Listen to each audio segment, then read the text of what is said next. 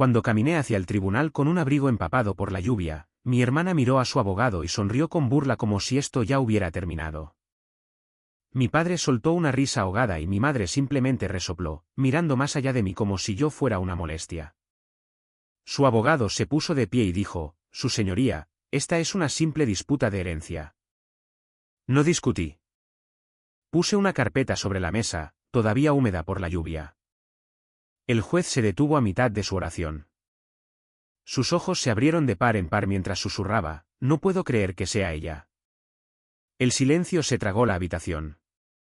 La casa estaba en la esquina de una amplia calle residencial en un vecindario que había envejecido de la manera en que envejecen las cosas buenas, lenta y silenciosamente, sin fanfarria.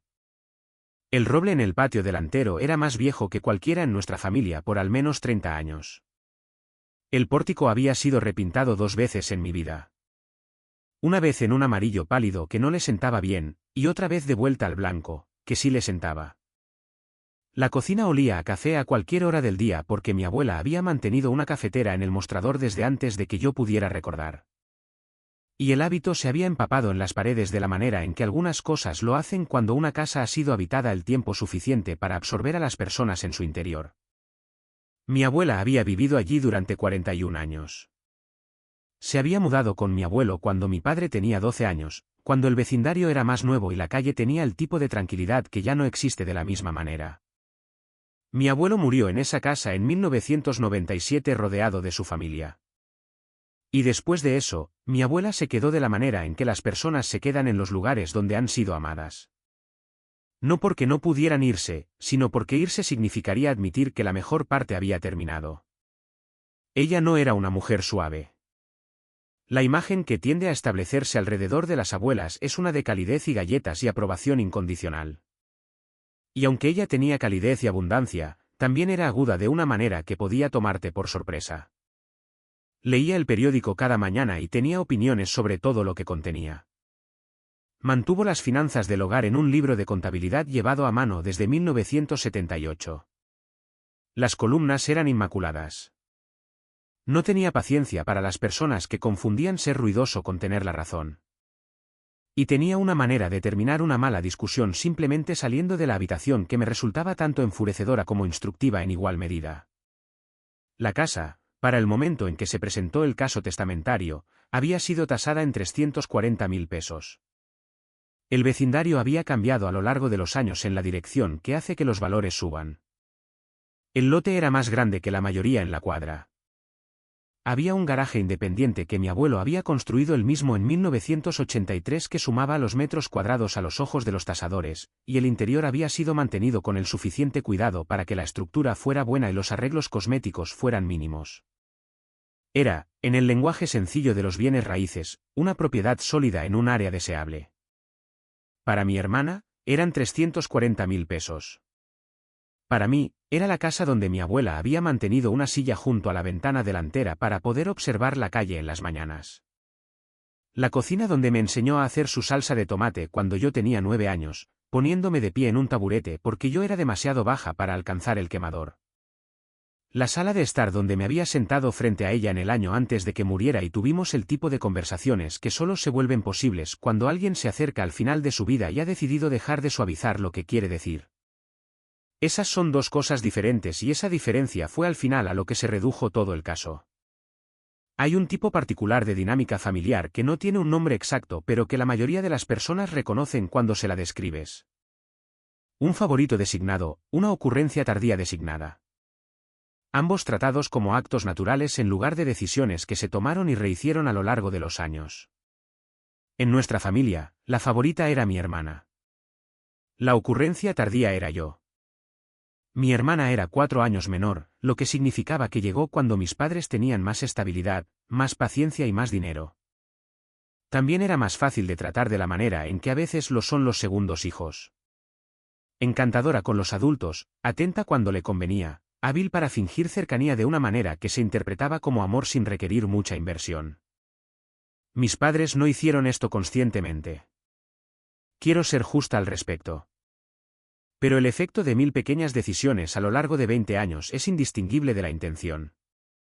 Los logros de mi hermana eran celebrados. Los míos eran reconocidos y dejados atrás. Cuando ella necesitó dinero a finales de sus 20 años, se lo dieron sin condiciones. Cuando yo necesité ayuda durante un año difícil a principios de mis 30 años, mi padre dijo, la lucha forja el carácter. Me había estado cuidando a mí misma desde que tenía 22 años. Lo que aprendí de esos años no fue resiliencia exactamente.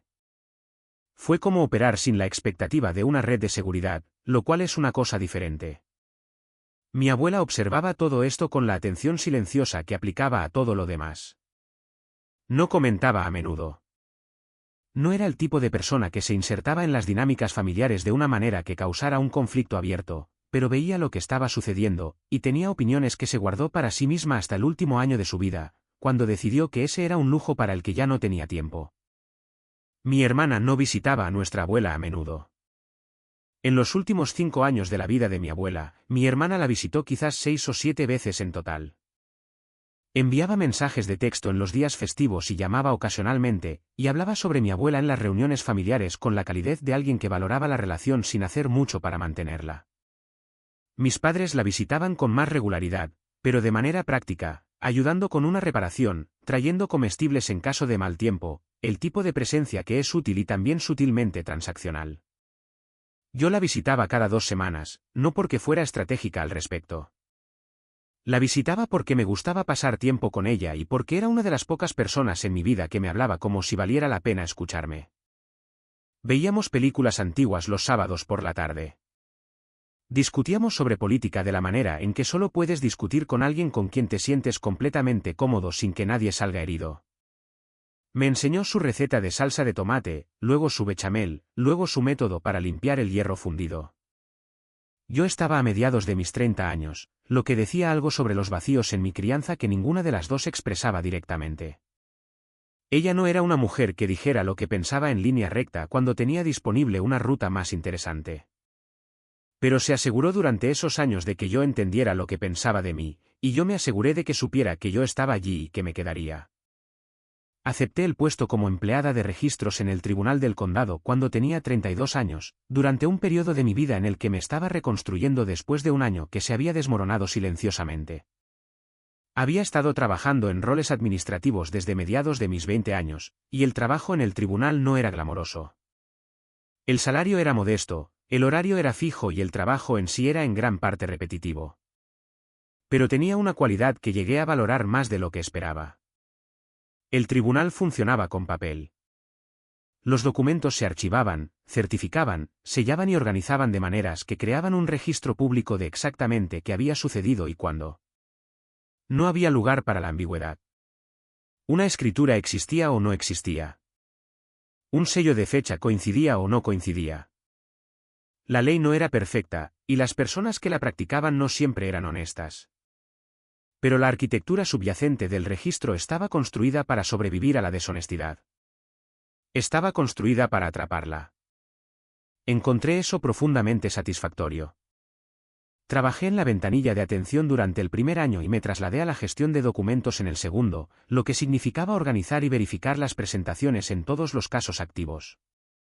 Aprendí cómo se estructuraban los casos testamentarios.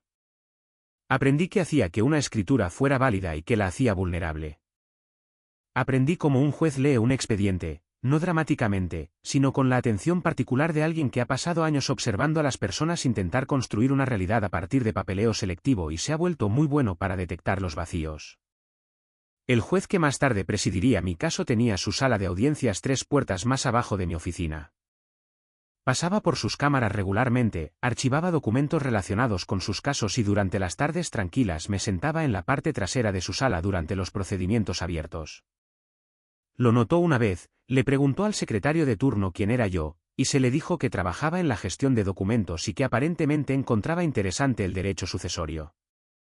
Él había sonreído ante eso. Durante los siguientes 18 meses, me convertí en una presencia reconocible en su ala del edificio. No por mi nombre, sino como un rostro que pertenecía a ese corredor de la manera en que los rostros familiares pertenecen a los lugares familiares. Notada cuando estaba presente, notada cuando estaba ausente. Dejé el trabajo en el tribunal cuando tenía 34 años, cuando una oportunidad en el sector privado ofreció un salario significativamente mejor, y yo estaba en un punto de mi reconstrucción en el que eso importaba. No me fui con ningún plan de regresar. No se me había ocurrido que el conocimiento que había acumulado allí alguna vez se volvería personalmente útil. Aún menos se me había ocurrido que algún día volvería a cruzar esas puertas como parte de un caso, sosteniendo una carpeta que contenía el documento que terminaría con todo. Mi abuela fue diagnosticada con una condición que eventualmente le quitaría la vida en la primavera de su año 81.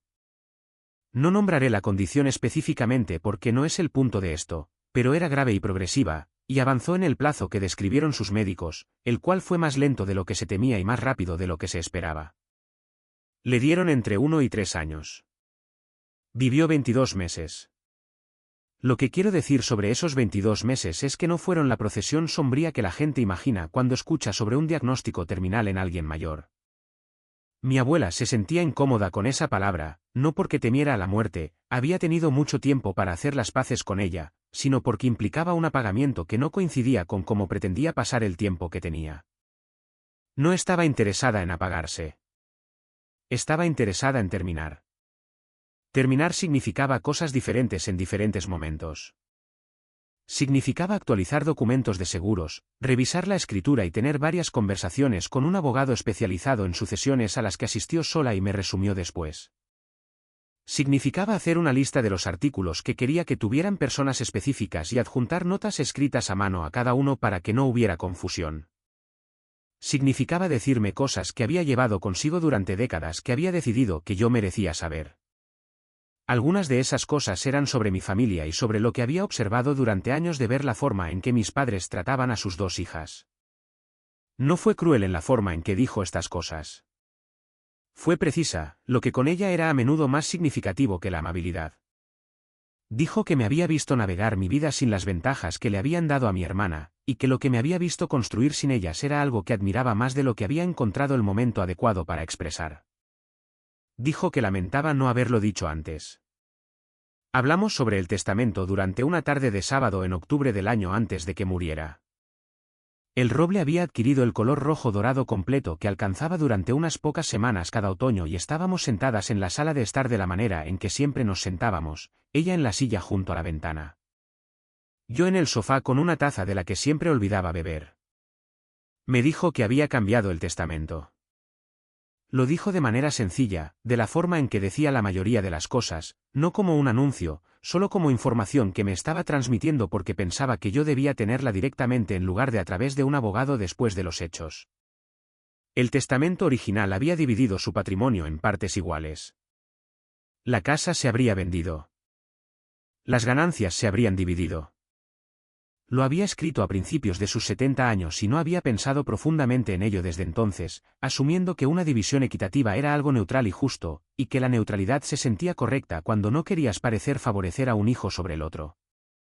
Dijo que había pasado los últimos años reconsiderando si neutral era lo mismo que justo, y había concluido que no lo era. Me había dejado la casa a mí, los ahorros los dividió entre nosotras dos, lo que sintió que era apropiado ya que los ahorros son portables de una manera que una propiedad familiar no lo es. La casa me la dejó específicamente, con una carta adjunta al testamento que explicaba su razonamiento en sus propias palabras en la cuidadosa escritura a mano que había mantenido toda su vida. Quiero ser honesta sobre lo que sentí en ese momento. No fue triunfo. No fue la satisfacción de ser reconocida después de años de ser pasada por alto, aunque había algo en esa dirección debajo de todo lo demás.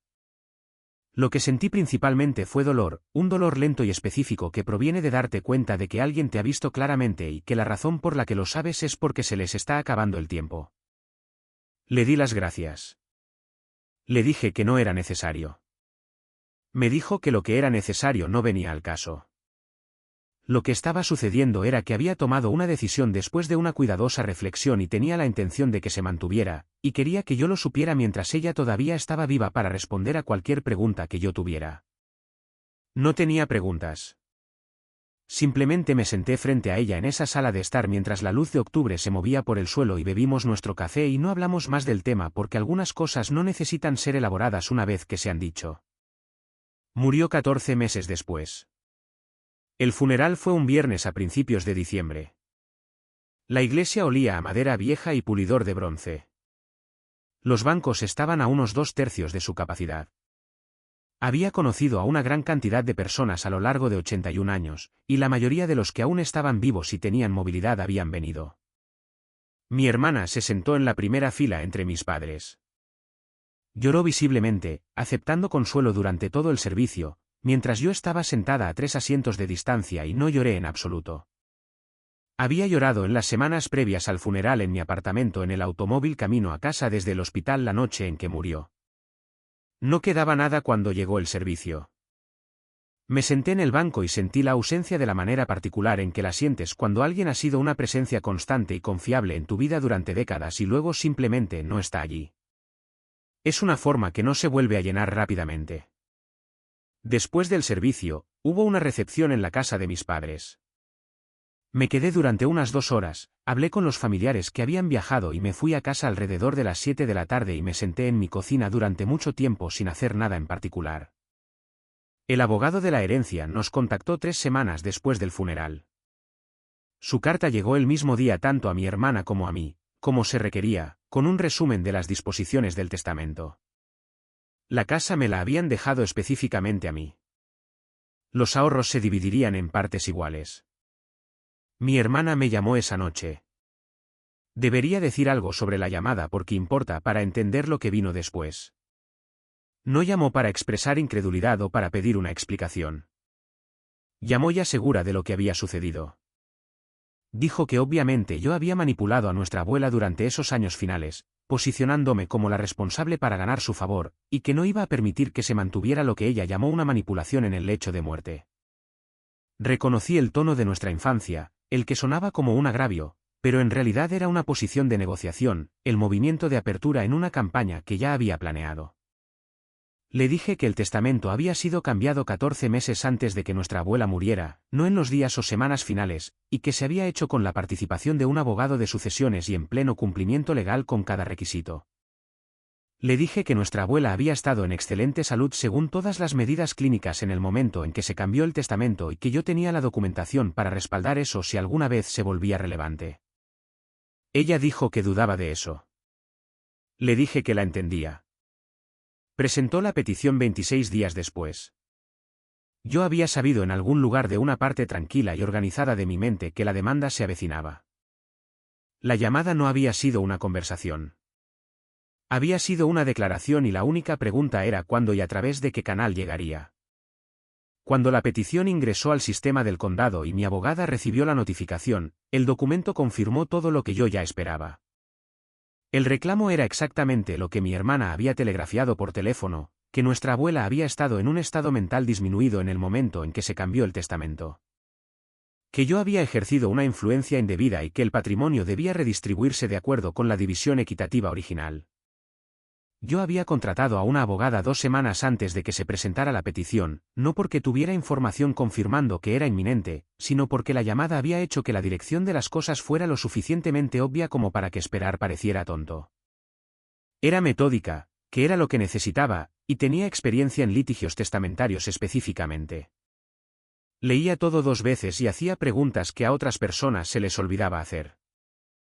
Sin drama innecesario, sin actuación de urgencia, solo los hechos y lo que tenía que suceder a continuación. Nos reunimos la semana después de que la contacté y le presenté todo lo que tenía. El cronograma, la relación, las visitas, el abogado de sucesiones que mi abuela había contratado y el proceso mediante el cual se había actualizado el testamento. Y luego le hablé sobre el documento en el que había estado pensando desde la llamada telefónica con mi hermana, el que llevaba en un archivo de registros del condado durante 14 meses y del que estaba bastante segura de que mi hermana no tenía idea de su existencia. El médico de atención primaria de mi abuela había ordenado una evaluación cognitiva a principios del verano del año en que se cambió el testamento. Había sido provocado por un breve episodio de salud que resultó no ser nada significativo, un mareo que su médico quiso investigar a fondo dada su edad y el diagnóstico existente. La evaluación fue realizada por un especialista, documentada en su totalidad, y los resultados, función cognitiva completa, sin indicadores de capacidad disminuida, sin preocupaciones de susceptibilidad. Habían sido notariados y presentados en la Oficina de Registros de Salud del Condado como parte de un protocolo de documentación estándar. Mi abuela me lo había mencionado en ese momento, no como una estrategia legal, solo en la forma en que mencionaba las cosas que le habían sucedido, como información. de manera natural, sin darle un significado particular. Había pasado la evaluación con facilidad y encontró todo el proceso un poco tedioso. Había dicho algo en el sentido de que no necesitaba a un médico para que le dijera que todavía era ella misma, lo cual creí entonces y creo ahora. Cuando le hablé a mi abogada sobre la evaluación, se quedó en silencio por un momento en la forma en que se quedaba en silencio cuando estaba reorganizando información. Luego dijo que si el documento estaba debidamente archivado y certificado, precedería a toda la teoría legal de mi hermana por más de un año. Verificamos la presentación al día siguiente. Estaba allí, sellado, fechado, en el registro público exactamente donde debía estar. Exactamente donde había estado desde la semana en que se completó. Me paré en el mostrador de mi cocina leyendo la confirmación en mi computadora portátil y sentí algo que no era exactamente alivio. El alivio implica que el resultado era incierto, sino algo adyacente a él. La satisfacción de saber que lo que era cierto se había registrado correctamente y que el registro estaba intacto. La audiencia estaba programada para dentro de 6 semanas. Pasamos esas 6 semanas organizando todo en una sola carpeta, la evaluación del médico en una funda de archivo sellada, la certificación del proceso del abogado testamentario, el cronograma que documentaba la toma de decisiones de mi abuela desde la consulta inicial hasta la firma. Y cualquier cosa que mi abogada necesitara de su parte. La carpeta estuvo lista 5 días antes de la audiencia. La noche anterior, la puse en el asiento del pasajero para no olvidarla y me fui a la cama a una hora razonable. Todo lo que necesitaba estar en el registro estaba en el registro. El resto era simplemente presentarse. Llovió toda la noche. Podía escucharla en las ventanas cuando me desperté antes de que sonara mi alarma. Me vestí, preparé café y me quedé frente a la ventana de la cocina observando cómo la calle se volvía resbaladiza y gris con las primeras luces del día. Bebí el café, tomé la carpeta y me fui. La lluvia era más fuerte para cuando llegué a los escalones del tribunal, del tipo que cae en ángulo de manera que un paraguas solo resuelve parte del problema. El abrigo estaba empapado en los hombros antes de que llegara a la puerta. La carpeta había estado debajo de mi brazo, presionada contra mi costado, lo cual ayudó, pero la cubierta de cartón había absorbido suficiente humedad como para dejar marcas de agua a lo largo de los bordes para cuando la puse en la cinta transportadora de seguridad adentro. El documento en el interior estaba sellado. Eso estaba bien. El empleado en el mostrador de seguridad selló mi pase de entrada sin levantar la vista. El vestíbulo olía igual que cuando trabajaba allí. Aire reciclado y papel viejo y el particular olor institucional de cualquier edificio utilizado constantemente durante décadas para el mismo propósito específico. No había vuelto a entrar desde que dejé el trabajo y la familiaridad aterrizó con una especificidad que no había esperado. No era nostalgia, sino reconocimiento. Conocía los pasillos. Conocía la sala de audiencias al final del pasillo del tercer piso, pasando las oficinas que habían sido la división de archivo cuando trabajaba allí. La puerta estaba abierta. Podía escuchar el suave ruido ambiental de las personas acomodándose antes de que comience un procedimiento. El ruido de los papeles, las conversaciones silenciosas que se producen en los tribunales en sus primeros minutos. La voz de mi hermana me alcanzó antes de verla. Estaba hablando con su abogado en el murmullo bajo y concentrado de alguien que repasa los últimos puntos antes del comienzo. Fue solo la cadencia y el tono lo que capté antes de cruzar la puerta. Un sonido que había escuchado toda mi vida. Ese tono particular suyo, organizado y seguro, ligeramente elevado con la conciencia de su propia actuación. Escucharlo ahora en esta sala específica agudizó algo en mí que prefiero no llamar ira, pero que funcionaba de manera similar. Crucé la puerta y ella ya estaba mirando. Estaba sentada en la mesa del demandante con su abogado a su izquierda y un asistente legal a su derecha. Estaba bien vestida de la manera en que siempre lo estaba para cualquier cosa que considerara significativa, con la compostura de alguien que ha estado seguro del resultado de algo durante el tiempo suficiente como para que se haya instalado en su porte como los muebles en una habitación. Me evaluó, el abrigo mojado, la carpeta húmeda, y dejó que una pequeña y controlada sonrisa de burla cruzara su rostro antes de volverse hacia su abogado. Fue rápido. Estaba destinado a ser visto por mí. Mi padre estaba sentado en la galería directamente detrás de ella. Hizo un sonido bajo en su garganta como un hombre que ya sabía la puntuación. Mi madre no me miró en absoluto. Caminé hacia la mesa de la parte demandada sin detenerme y dejé mi carpeta en el centro de ella. Retiré mi silla. Me senté, enderecé la carpeta con ambas manos y doblé esas manos encima de ella. Mi abogada llegó 2 minutos después y se sentó a mi lado. No revisamos nada. No quedaba nada por revisar. El secretario llamó el caso. Nos pusimos de pie. La puerta lateral a la izquierda del estrado se abrió y el juez entró con su toga, moviéndose con la particular economía enérgica de alguien que ha hecho esto suficientes veces como para que la entrada en sí misma se haya vuelto automática. Rodeó el estrado y comenzó a sentarse en su silla, y luego se detuvo. No fue una pausa teatral, del tipo que ocurre cuando llega una información que no encaja en el patrón esperado de una mañana. Primero había echado un vistazo a la mesa del demandante, el barrido natural de un juez observando su sala de audiencias, y luego sus ojos se habían movido a la mesa de la parte demandada y encontraron mi rostro y se detuvieron. Me miró de la forma en que miras algo que reconoces en un contexto en el que no esperabas encontrarlo. Sus ojos se abrieron un poco más. Miró el encabezado del caso, luego de nuevo a mi rostro, como si verificara que el nombre en la página coincidiera con lo que estaba viendo. Luego se inclinó levemente hacia el micrófono y su voz salió en un murmullo que fue audible en la repentina tranquilidad de una habitación donde todos habían notado que algo había interrumpido la rutina del procedimiento. No puedo creer que sea ella.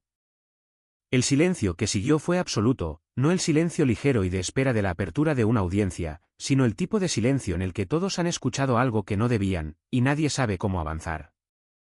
La sonrisa de burla de mi hermana había desaparecido.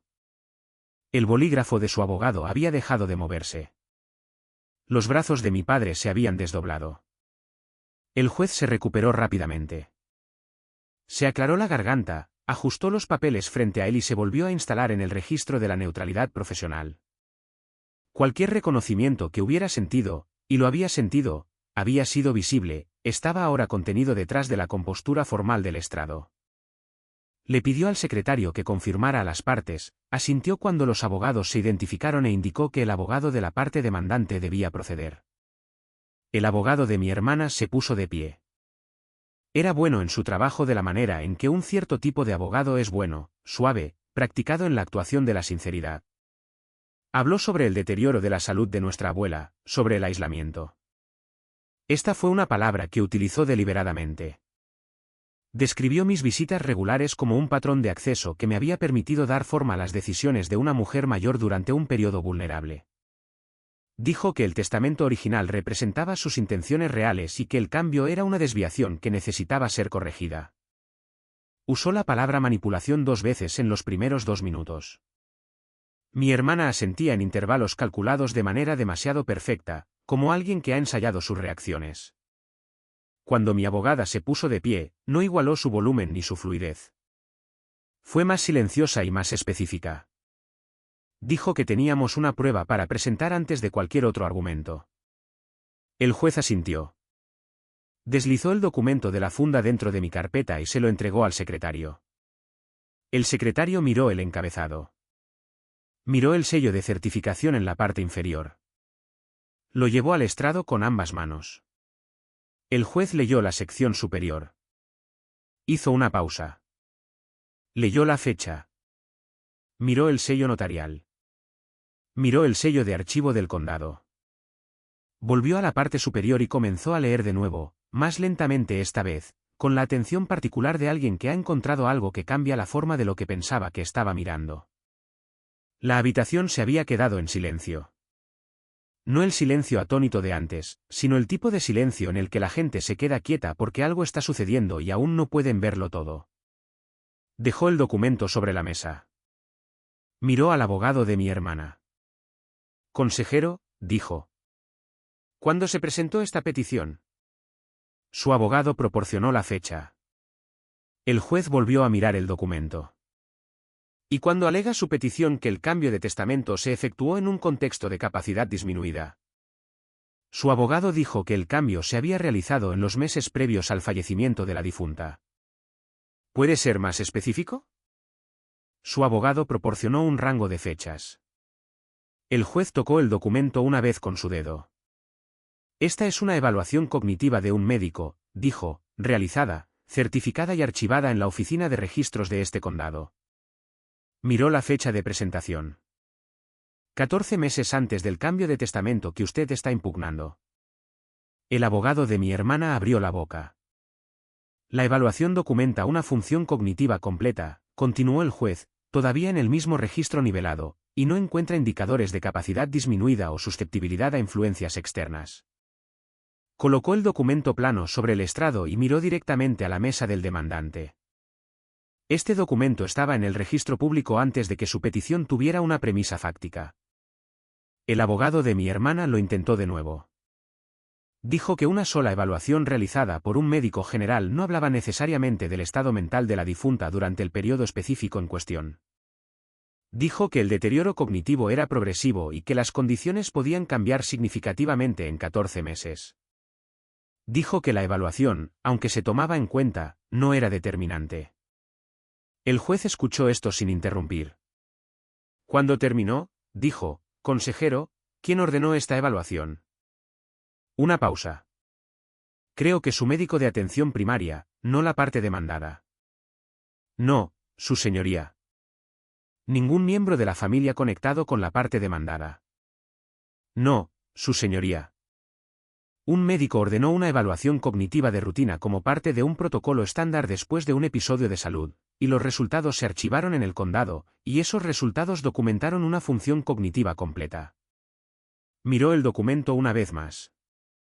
14 meses antes del cambio que su cliente está impugnando. El silencio en la habitación había cambiado de nuevo. Era más fino ahora, más expuesto. El abogado de mi hermana todavía estaba de pie, pero su postura había cambiado de la forma en que cambia la postura cuando la arquitectura de un argumento comienza a desarrollar problemas estructurales que aún no son visibles desde el exterior, pero que el arquitecto ya puede sentir. Su señoría, intentó. Creemos que hay elementos adicionales. Voy a pedirle, dijo el juez, que me diga específicamente qué evidencia tiene que sea posterior a esta evaluación y anterior al cambio de testamento, y que hable de un cambio material en el estado cognitivo de la difunta. Otra pausa, más larga esta vez. Mi hermana se volvió hacia su abogado. El movimiento fue pequeño y tenso, del tipo que comunica urgencia sin querer que se le vea comunicándola. Su abogado dijo que tenían declaraciones de miembros de la familia. ¿Miembros de la familia que son partes de la herencia?, preguntó el juez. Una pausa breve. Sí, su señoría. Miembros de la familia que se beneficiarían económicamente del éxito de la petición. El abogado se recalibró. Su señoría, las partes interesadas aún pueden proporcionar un testimonio relevante. Pueden hacerlo, dijo el juez. Pero el testimonio de una parte interesada requiere corroboración cuando contradice un registro médico certificado generado por una evaluación clínica independiente. Miró a mi abogada. ¿Tiene la parte demandada algo más? Mi abogada se puso de pie e indicó que la certificación del proceso testamentario en sí estaba disponible. La documentación del abogado que mi abuela había contratado, las consultas legales, los pasos procesales mediante los cuales se había modificado el testamento en pleno cumplimiento con cada requisito aplicable. Ella ofreció presentarlos como una segunda prueba. El juez los aceptó. Revisó la certificación durante varios minutos en silencio. La sala del tribunal esperaba. El asistente legal de mi hermana estaba escribiendo algo. Su abogado se había sentado. Mi hermana estaba muy quieta. Cuando el juez levantó la vista nuevamente, miró a mi hermana directamente. Su petición alega que su abuela no estaba en su sano juicio cuando cambió su testamento. Tengo frente a mí una evaluación clínica certificada generada de forma independiente, que encuentra una función cognitiva completa en el momento en cuestión. Y una certificación del abogado que contrató confirmando un proceso legal. Lo que no tengo frente a mí es una sola pieza de documentación que respalde su reclamo. La voz de mi hermana, cuando habló, era controlada pero débil. Ella era fácilmente influenciable. Pasaba tiempo a solas con. Eso no es documentación, dijo el juez, no con crueldad, de manera simple. La mandíbula de mi hermana se apretó. Consejero, dijo el juez, volviéndose hacia su abogado. Necesito decirle claramente en qué punto se encuentra esta audiencia. El demandante tiene la carga de establecer que el cambio de testamento fue producto de una capacidad disminuida o influencia indebida. La parte demandada ha presentado un registro clínico certificado que contradice directamente la premisa fundamental de la petición, generado por un médico independiente sin ningún interés en la herencia. Usted ha ofrecido el testimonio de las partes interesadas. No voy a desestimar esta petición hoy. El debido proceso requiere una oportunidad completa. Pero lo que usted ha traído a este tribunal esta mañana no alcanza el umbral, y le animo encarecidamente a que considere su posición. El abogado de mi hermana se inclinó hacia ella y le habló en voz baja durante unos 30 segundos. Ella no me miró durante esto. Estaba mirando la mesa. Cuando su abogado se enderezó, pidió un breve receso para consultar con su cliente. El juez concedió 15 minutos. Me senté en la mesa de la parte demandada mientras la habitación se reorganizaba en el patrón informal de un receso. Mi abogada se inclinó hacia mí y dijo en voz baja que iba bien. Le dije que lo sabía. Me dio una mirada, la mirada de alguien que ha visto que el exceso de confianza arruina casos que iban bien. Y lo aclaré. Me refería a que el documento había hecho lo que yo sabía que haría. No tenía un exceso de confianza. Simplemente estaba en posesión de un hecho que no iba a cambiar sin importar cómo transcurrieran los siguientes 15 minutos. Ella asintió y volvió a sus notas. Mi padre se había puesto de pie y estaba en la parte trasera de la galería, con los brazos cruzados, mirando hacia el frente de la habitación con la expresión de alguien que revisa un plan. Mi madre todavía estaba sentada formalmente, con la rigidez particular que reconocí como su respuesta a las situaciones que no habían salido como esperaba. Mi hermana estaba en la mesa del demandante con su abogado en la conferencia silenciosa e intensa que ocurre cuando el suelo debajo de un argumento ha cambiado y ambas personas están tratando de determinar cuánto de él sigue siendo estable. En un momento, miró hacia la galería y captó la mirada de mi padre. Él hizo un pequeño movimiento negativo con la cabeza. Su mandíbula se apretó. El juez regresó exactamente al final de los 15 minutos, lo que en mi experiencia en esa sala de audiencias significaba exactamente lo que decía. Se sentó. Miró a la mesa del demandante. Consejero, su cliente ha tenido suficiente tiempo para considerarlo. Sí, su señoría. Y el abogado de mi hermana se puso de pie. Su señoría, a la luz de la documentación presentada por la parte demandada y las observaciones del tribunal, la parte demandante desea retirar la petición. La habitación quedó en silencio. ¿Sin perjuicio?, preguntó el juez, haciendo una pausa. La parte demandante aceptará con perjuicio, su señoría. El juez escribió algo en los papeles frente a él. La petición se desestima con perjuicio. El testamento se mantiene tal como fue ejecutado. Miró hacia el secretario e intercambiaron un asentimiento que comunicaba algo procesal, algo que significaba que el registro reflejaría lo que acababa de suceder en el lenguaje claro y oficial que utiliza el registro público. Luego me miró. No a la mesa, no a mi abogada, a mí específicamente por un momento. Su expresión era la neutralidad profesional del estrado, pero había algo en ella que leí como reconocimiento. No de mí como una parte en el caso, sino de lo que significaba llevar un trozo de papel bajo la lluvia y ponerlo sobre una mesa y dejar que hiciera lo que se suponía que debía hacer. Dijo, se levanta la sesión, se puso de pie y salió por la puerta lateral. El pasillo exterior de la sala de audiencias tenía esa cualidad específica que tienen los espacios públicos tras algo significativo. Los sonidos eran los mismos, las luces eran las mismas, la alfombra del mismo gris institucional desteñido, pero el aire se sentía diferente de una manera que estaba completamente dentro de mí y no en el espacio en absoluto. Mi abogada estaba a mi lado. Tenía su maletín y mi carpeta. La había tomado cuando me puse de pie para irme, un pequeño gesto práctico. Y ella estaba hablando sobre los siguientes pasos administrativos: presentar la confirmación del retiro, asegurar que la desestimación se anotara correctamente, verificar que el proceso de la herencia pudiera ahora proceder sin obstáculos. Era minuciosa y clara, y yo la estaba escuchando, pero también estaba observando la puerta de la sala de audiencias, que aún no se había abierto detrás de nosotras. Mis padres salieron primero. Mi padre pasó junto a mí sin detenerse. Su rostro era el rostro de un hombre que ha decidido que el mejor curso de acción disponible es el impulso hacia adelante. Me miró una vez brevemente con una expresión que había visto antes. No era ira, no era remordimiento.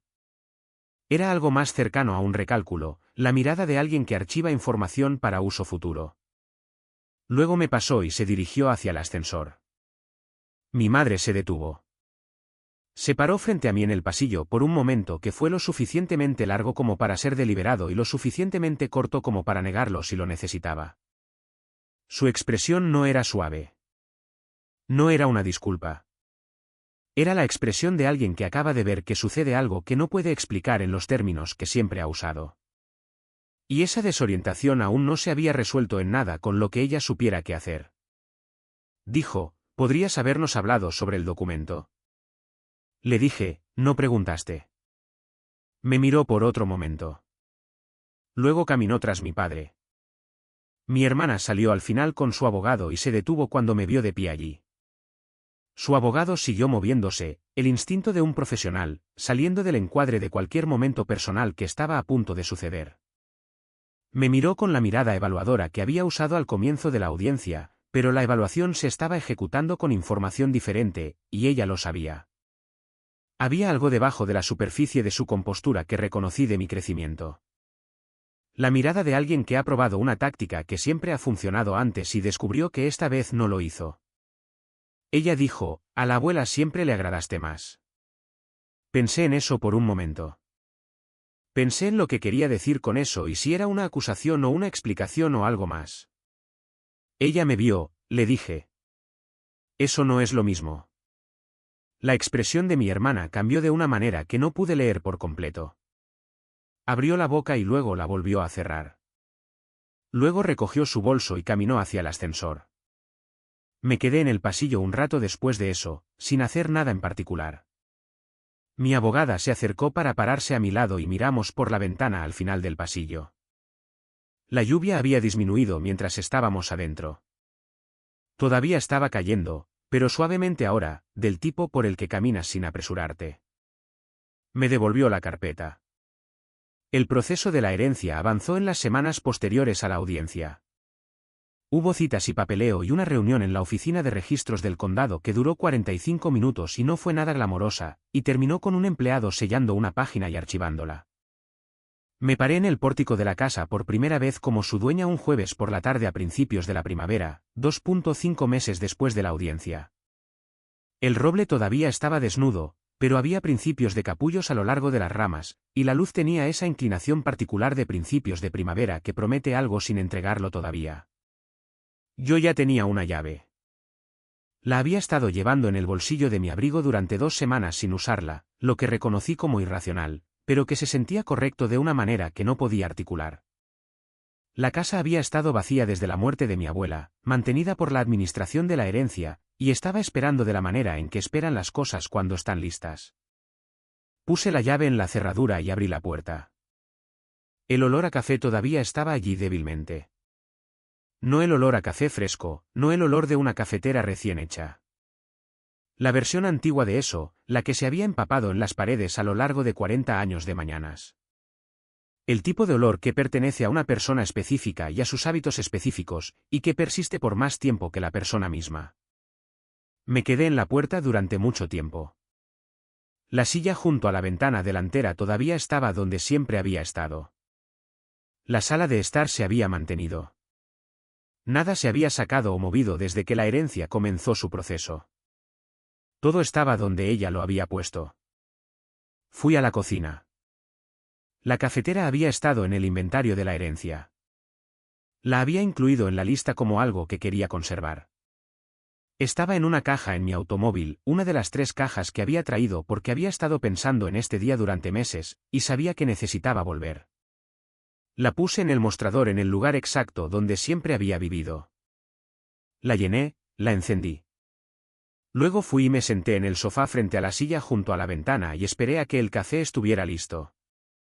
La carta había estado adjunta al testamento todo el tiempo. Un sobresellado con mi nombre y su letra en el frente, con una nota de puño y letra del abogado de la herencia confirmando que había estado presente en la firma y había permanecido sellado en el archivo desde entonces. Yo lo había sabido. Ella me había dicho que estaba allí. No le había preguntado qué contenía y ella no se había ofrecido a decirlo. Y ese era su propio tipo de comunicación entre personas que se entendían lo suficientemente bien como para saber qué significaban los silencios. No lo había abierto hasta la mañana en que conduje hasta la casa. Lo había dejado sellado hasta estar en el lugar correcto para leerlo. Lo abrí en la mesa de la cocina de su casa, con la cafetera funcionando en el mostrador y la luz de primavera entrando por la ventana sobre el fregadero. Ella escribía de la manera en que hablaba, con precisión, sin excesos, en oraciones que decían lo que querían decir y luego se detenían. No comenzó con una explicación de por qué había tomado la decisión.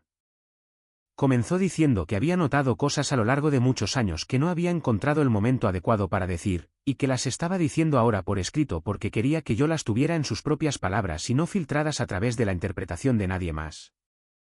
Escribió que me había visto cuidarme a mí misma en circunstancias en las que la mayoría de las personas habrían estado justificadas en desmoronarse, y que había encontrado esto admirable de una manera que esperaba que yo nunca hubiera interpretado como indiferencia. Escribió que hay una crueldad particular en ser criado en una familia que no coincide con tu valor y que lamentaba no haberlo dicho antes. Escribió que la casa era mía, no como una compensación y no como una declaración sobre el valor de nadie más, sino porque había visto la forma en que yo la miraba, la forma en que me movía a través de ella cuando la visitaba. La forma en que prestaba atención a las cosas en su interior que otras personas no pensaban en notar. Escribió que una casa debe ir a alguien que vivirá en ella de la manera en que estaba destinada a ser habitada, es decir, de manera plena y con atención, y que creía que yo haría eso. Escribió que la receta de la salsa de tomate estaba en el pequeño cuaderno del segundo cajón de la cocina, el que tenía la cubierta roja, junto con la bechamel y el método para el hierro fundido. Dijo que las había escrito correctamente con las medidas porque sabía que había estado enseñando por instinto en lugar de con instrucciones, y quería asegurarse de que yo tuviera la versión real. Escribió que había amado a mi abuelo durante 54 años y que había sido feliz en esta casa y que esperaba que yo también fuera feliz en ella. Escribió que no tenía miedo y que yo tampoco debía tenerlo. La carta tenía 3 páginas y terminaba simplemente con la letra que había mantenido inmaculada toda su vida, con su nombre. Me senté en la mesa de la cocina y la leí 2 veces. La cafetera terminó su ciclo y la cocina se llenó con el olor que había estado en las paredes durante 40 años, ahora fresco, inmediato y real. La luz de primavera se movió ligeramente a medida que las nubes cambiaban afuera. Me levanté y me serví una taza. Regresé a la sala de estar y me senté frente a la silla junto a la ventana. Pensé en lo que había dicho en esa tarde de octubre, el año antes de que muriera. Que lo que era necesario no venía al caso. Que lo que estaba sucediendo era una decisión tomada después de una cuidadosa reflexión y que ella tenía la intención de que se mantuviera. Pensé en la carpeta que había llevado a través de la lluvia, y en la forma en que la sonrisa de burla de mi hermana había funcionado antes de que dejara de funcionar, y en el momento en que el juez había levantado la vista del documento y dicho lo que dijo. Pensé en lo que mi abuela había escrito, que una casa debe ir a alguien que vivirá en ella de la manera en que estaba destinada a ser habitada. Bebí el café. Afuera, los primeros capullos del roble se mantenían quietos en el aire ligero de marzo. El vecindario estaba tranquilo. Un automóvil pasó por la calle debajo de la ventana delantera. En algún lugar de la cuadra, algo ordinario estaba sucediendo de la manera en que suceden las cosas ordinarias en los lugares donde las personas han vivido durante mucho tiempo. Dejé mi taza y miré alrededor de la habitación.